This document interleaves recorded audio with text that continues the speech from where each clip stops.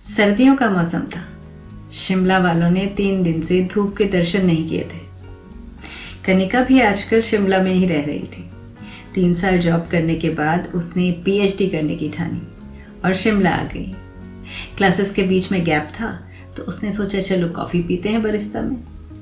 Coffee shop आई, coffee के साथ उसने अपनी कुछ बुक्स निकाली और लैपटॉप भी, और वो काम करने लगी। इतने में कैफ़े का दरवाज़ा खुला।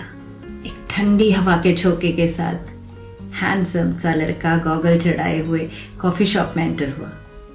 कनिका की नजरें जैसे उस पर टिक गई। विहान। कनिका के दिल से आवाज आई और उसकी आंखों के आगे जैसे पुरानी यादों की एक तस्वीर सी बन गई। इतने में विहान ने काउंटर पर खड़े खड़े पूरे कॉफी शॉप में अपनी नजरें घुमाई और कॉर्नर पर बैठी हुई कनिका पर उसकी नजर पड़ी।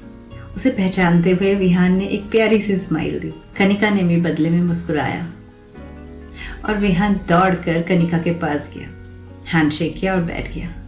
ओ Kanika, what a pleasant surprise. कहाँ रही तुम इतने दिन? कोई खबर ही नहीं। मैंने तो सोचा ही नहीं था तुम यूं यहाँ अचानक मिल जाओगी। कनिका विहान को देखकर मुस्कुराती रही, कुछ बोली नहीं।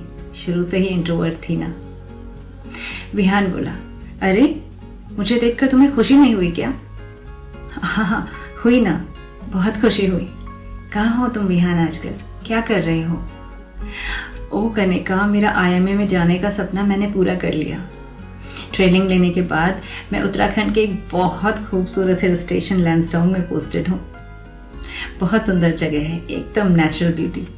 आना कभी तुम मेरे पास। कनिका ने जवाब में सर हिलाया। उसे विहान का ये नया रूप देखकर अच्छा लग रहा था। शिमला में ऑफिशियल वर्क से आया हूँ 10 दिन के लिए। अरे कनिका, तुमने नहीं बताया, तुम यहाँ क्या कर रही हो? तुम तो लखनऊ में थी ना। पीएचडी कर रही हूँ साइकोलॉजी से। साइकोलॉजी? ये तो तुम्हारा सब्जेक्ट नहीं हुआ करता था, यूं अचानक? हाँ विहान, कुछ चीजें जिंदगी में अचानक ही तो हो जाया करती हैं। जैसे तुम्हारी और मेरी मुलाकात। हाँ, ये ठीक कहा तुमने। तो इतनी सारी किताबों के साथ क्या कर रही हो? इनके डेटास कंपेयर कर रही हूँ। सब्जेक्ट की डीप स्टडी जरूरी है सही नॉलेज के लिए। परसों सबमिशन है तो काम खत्म करना है। Oh wow, that's great. अच्छा, जब तुम्हारी थीसिस पूरी हो जाए ना तो मुझे जरूर पढ़ाना। हाँ जरूर, कहते हुए कनिका ने कॉफी का सिप लिया। विहान ने कॉफी का प्याला पकड़े हुए कनिका के हाथों पर नजर डाली। खूबसूरत हाथ, लंबे नाखून, और आज भी वही सिल्वर पेंट लगा हुआ था जो उसे पहले से पसंद था। लेकिन पहले के हिसाब से कनिका काफी बदल गई थी। उसके काले घुंघराले बाल अब उसने स्ट्रेट करा लिए थे। हमेशा जीन्स टॉप में रहने वाली कनिका को मनमोहक गुलाबी रंग के कुर्ते में देखकर विहान को बहुत अच्छा लगा। विहान एक टक कनिका को देखता रहा और सोचता रहा, चश्मे निकल गए हैं मैडम के। लगता है अब कॉन्टैक्ट लेंसेज लगाती है। अब शाय भी नहीं लगती पहले जैसी।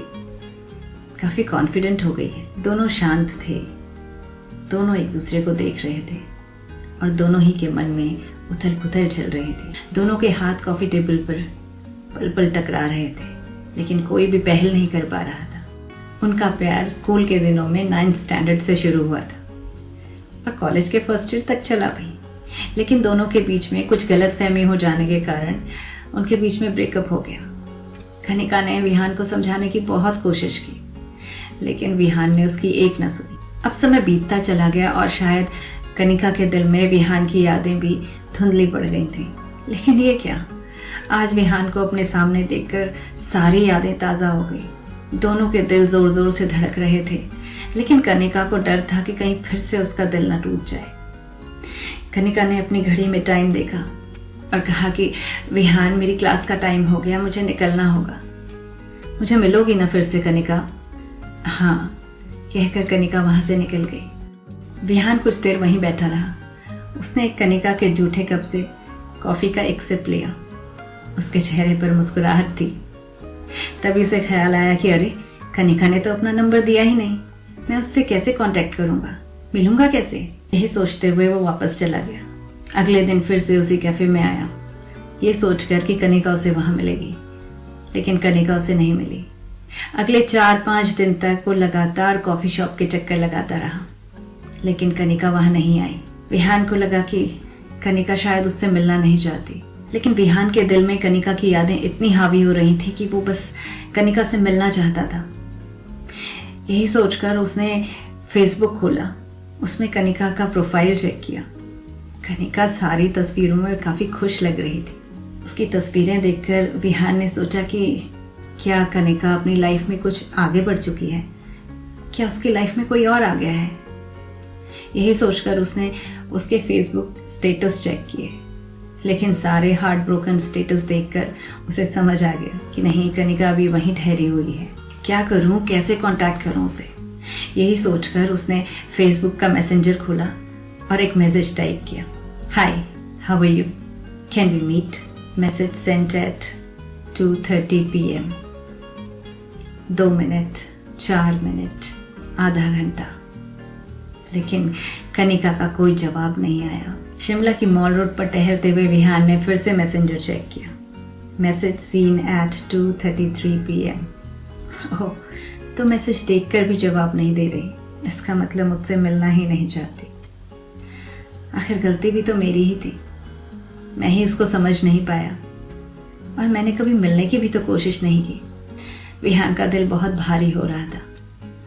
उसके दिल में एक चुभन रह गई थी कि वो कनिका से मिलकर सारी गलतफहमियां मिटा देना चाहता था। वो कनिका को हमेशा के लिए अपना बनाना चाहता था, लेकिन जो इंसान सोचता है वो हमेशा पूरा हो जाए, ये ज़रूरी तो नहीं। शाम का वक्त हो चुका था। कनिका की यादों को समेटे हुए विहान डाइनिंग पर बैठा था।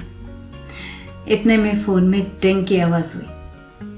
विहान ने मैसेज चेक किया तो कनिका का मैसेज था, कल मिलते हैं ना, बरस्ता में। विहान खुशी से उछल पड़ा और सारी रात सुबह के इंतज़ार में निकल गई। अब शायद विहान और कनिका की लव स्टोरी शुरू हो पाएगी, एंड आई होप कि उनका लव और उनकी लव स्टोरी जिंदगी भर चलती रहे।